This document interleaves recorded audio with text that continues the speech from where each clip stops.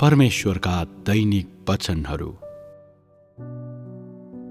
येशूले पृथ्वीमा जिउनु भएको जीवन देहको सामान्य जीवन थियो। उहाँ आफ्नो देहको सामान्य मानवतामा जिउनु भयो। उहाँको अख्तियार आफ्नो काम गर्नु र आफ्नो वचन बोल्नु वा बिरामीलाई निको पार्नु र भूतात्माहरूलाई निकाल्नु, त्यस्ता असाधारण कुराहरू गर्नुले उहाँले आफ्नो सेवकाई सुरु नगरुन्जेलसम्म प्राय जसो आफैलाई प्रकट गरेन। 29 वर्षभन्दा पहिलेको उहाँले आफ्नो सेवकाई गर्नुभन्दा पहिलेको उहाँको जीवन नै उहाँ सामान्य देहगत शरीर हुनुहुन्थ्यो भन्ने कुराको पर्याप्त प्रमाण थियो। यस कारणले गर्दा र उहाँले आफ्नो सेवकाई अझै सुरु नगर्नु भएको कारणले उहाँमा मानिसहरूले कुनै ईश्वरीय कुरा देखेनन्। सामान्य मानव, सामान्य मानिस बाहेक अरू केही पनि देखेनन्। जसरी त्यो समयमा कतिपय मानिसहरूले उहाँ योसेफका पुत्र हुन् भन्ने ठान्थे, उहाँ सामान्य मानिसका छोरा हुनुहुन्छ भन्ने मानिसहरूले ठाने। उहाँ परमेश्वरका देहधारी शरीर हुनुहुन्छ भनेर भन्ने तिनीहरूसँग कुनै उपाय थिएन।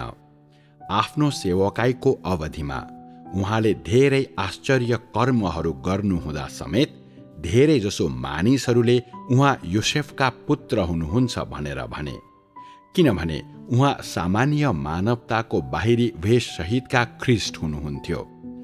उहाँको सामान्य मानवता र उहाँको कार्य दुवै नै पहिलो देह धारणको महत्त्वलाई पूरा गर्न परमेश्वर पूर्ण रूपमा देहमा आउनु भएको छ, उहाँ पूर्ण रूपमा सामान्य मानिस बन्नु भएको छ भन्ने प्रमाणित गर्नको लागि अस्तित्वमा थिए।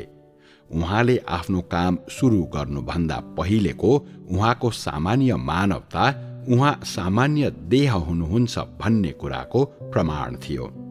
र त्यस पश्चात उहाँले काम गर्नुभयो भन्ने कुराले पनि उहाँ सामान्य देह हुनुहुन्छ भन्ने प्रमाणित गर्यो। किनभने उहाँले सामान्य मानवता सहितको देहमा चिन्हहरू र आश्चर्यका कामहरू गर्नुभयो। बिरामीहरूलाई चङ्गाई गर्नुभयो र भूतात्माहरूलाई निकाल्नुभयो। उहाँले आश्चर्य कर्महरू गर्न सक्नुको कारण के थियो भने उहाँको देहमा परमेश्वरको अख्तियार थियो। परमेश्वरका आत्मालाई धारण गरिएको देह थियो। परमेश्वरका आत्माको कारण उहाँमा यो अख्तियार थियो र यसको अर्थ उहाँ देह हुनुहुन्न भन्ने थिएन। बिरामीलाई चङ्गाई गर्नु र भूतात्माहरूलाई निकाल्नु उहाँले आफ्नो सेवकाईमा गर्नुपर्ने काम थियो। यो उहाँको मानवतामा लुकेको उहाँको ईश्वरीयताको अभिव्यक्ति थियो। र उहाँले जुन चिन्हहरू देखाउनु भए तापनि वा उहाँले आफ्नो अख्तियारलाई जसरी प्रदर्शन गर्नु भए तापनि उहाँ सामान्य मानवतामा नै जिउनुभयो र सामान्य देह नै हुनुहुन्थ्यो। उहाँ क्रुसमा मर्नु भएपछि पुनरुत्थान भइन्जेलसम्म उहाँले सामान्य देहमा नै बास गर्नुभयो। अनुग्रह प्रदान गर्नु, बिरामी निको पार्नु र भूतात्माहरूलाई धपाउनु सबै उहाँको सेवकाईका भाग थिए। ती सबै उहाँले आफ्नो सामान्य देहमा गर्नुभएका काम थिए। उहाँ क्रुसमा टाङ्गिनु भन्दा पहिले चाहे जेसुकै काम गर्दा होस्, उहाँ आफ्नो सामान्य मानव देहबाट कहिले अलग हुनु भएन। उहाँ परमेश्वर स्वयं हुनुहुन्थ्यो। उहाँले परमेश्वर स्वयंको काम गर्दै हुनुहुन्थ्यो। तैपनि उहाँ परमेश्वरको देहधारी शरीर हुनु भएकोले उहाँले खाना खानुभयो र वस्त्र लगाउनुभयो। उहाँका सामान्य मानवीय आवश्यकताहरू थिए। सामान्य मानव तर्क र सामान्य मानव मन थियो। यी सबै नै उहाँ सामान्य मानिस हुनुहुन्थ्यो भन्ने कुराको प्रमाण थिए, जसले परमेश्वरको देहधारी शरीर सामान्य मानवता सहितको देह थियो, अलौकिक होइन भन्ने कुराको प्रमाण दिए। उहाँको काम परमेश्वरको पहिलो देह धारणको कामलाई समाप्त गर्नु, पहिलो देह धारणले गर्नुपर्ने सेवकाईलाई पूरा गर्नु थियो। देह धारणको महत्त्व भनेको साधारण सामान्य मानिसले परमेश्वर स्वयंको काम गर्छ भन्ने हो। अर्थात् परमेश्वरले आफ्नो ईश्वरीय काम मानवतामा गर्नुहुन्छ र जसद्वारा उहाँले शैतानलाई जित्नुहुन्छ। देह धारणको अर्थ परमेश्वरका आत्मा देह बन्नुहुन्छ, अर्थात् परमेश्वर देह बन्नुहुन्छ भन्ने हो। देहले गर्ने काम आत्माको काम हो, जुन देहमा प्रकट हुन्छ, देहद्वारा व्यक्त हुन्छ। परमेश्वरको देहले बाहेक अरू कसैले पनि देहधारी परमेश्वरको सेवकाईलाई पूरा गर्न सक्दैन। अर्थात् देहधारी परमेश्वरको शरीर यस सामान्य मानवताले मात्रै, अरू कसैले होइन, ईश्वरीय कार्यलाई व्यक्त गर्न सक्छ।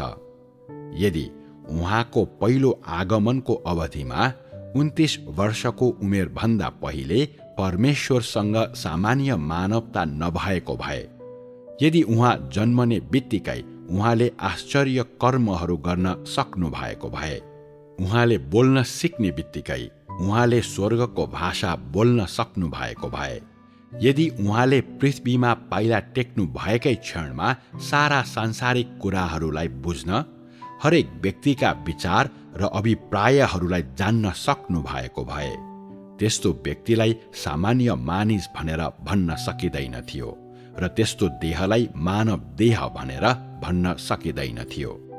यदि ख्रीष्टको अवस्था यस्तो भएको भए, परमेश्वरको देह धारणको अर्थ र सार हराउने थियो।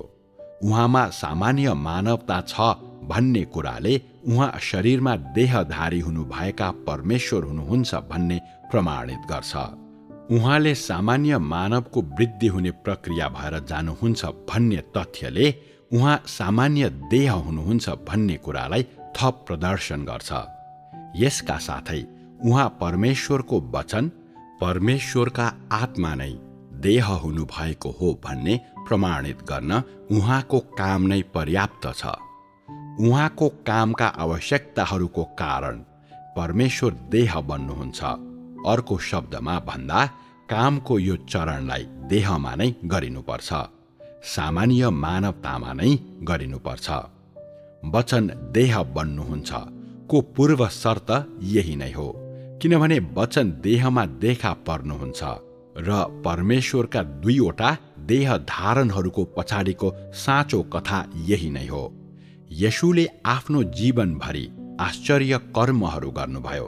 पृथ्वीमा उहाँको काम समाप्त नभइन्जेलसम्म उहाँले मानवताको कुनै चिन्ह देखाउनु भएन। उहाँसँग सामान्य मानव आवश्यकताहरू वा कमजोरीहरू वा मानव भावनाहरू थिएनन्, जीवनका आधारभूत आवश्यकताहरू थिएनन् वा सामान्य मानव विचार गर्न खाँचो थिएन भनेर मानिसहरूले विचार गर्न सक्छन्। उहाँमा महामानवीय विचार, सर्वश्रेष्ठ मानवता मात्रै छ भन्ने कल्पना तिनीहरू गर्छन्। उहाँ परमेश्वर हुनुभएकोले उहाँले सामान्य मानवले जस्तो विचार गर्नुहुन्न र त्यसरी जिउनुहुन्न।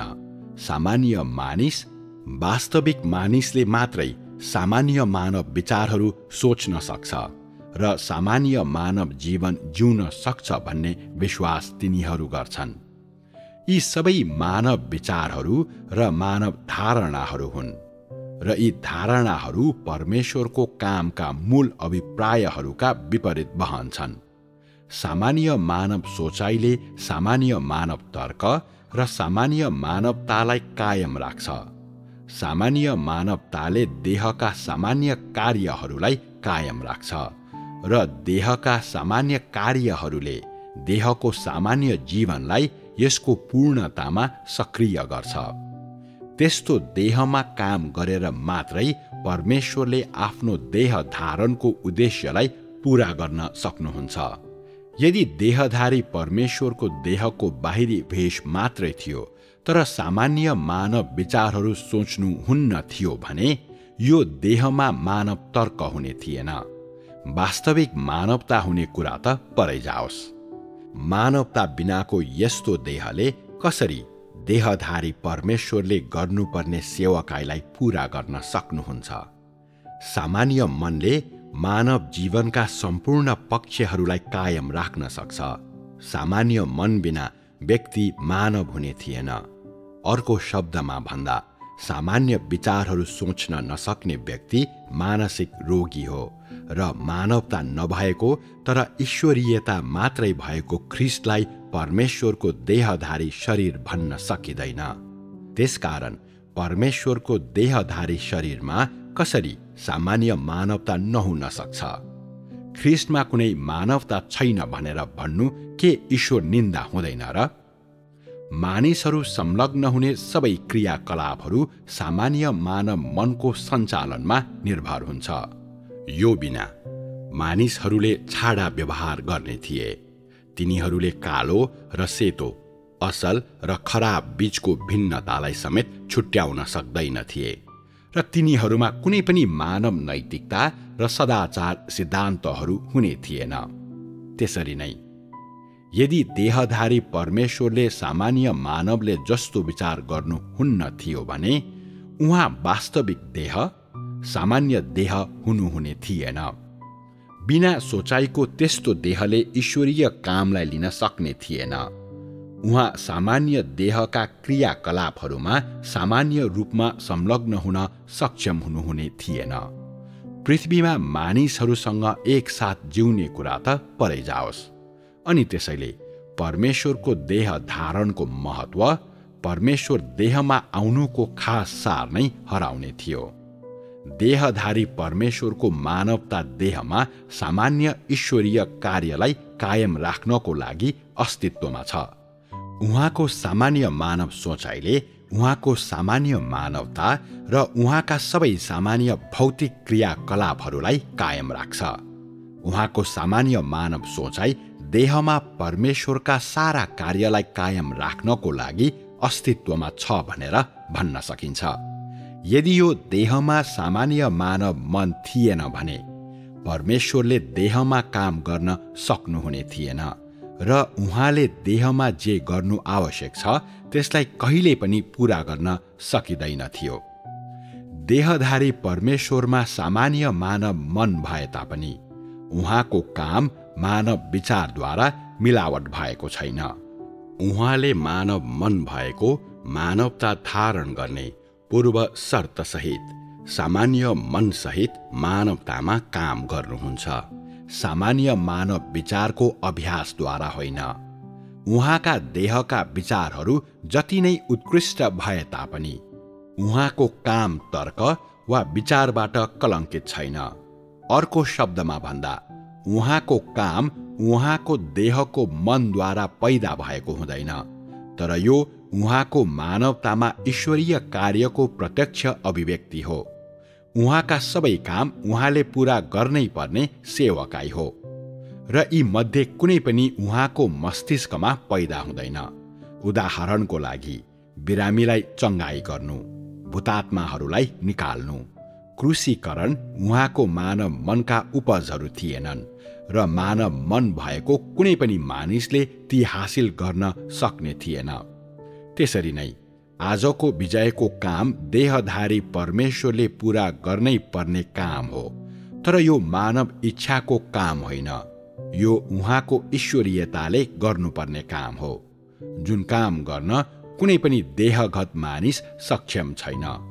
त्यसैले देहधारी परमेश्वरमा सामान्य मानव मन हुनै पर्छ, सामान्य मानवता हुनै पर्छ, किनभने उहाँले सामान्य मन सहितको मानवतामा नै आफ्नो काम गर्नुपर्छ।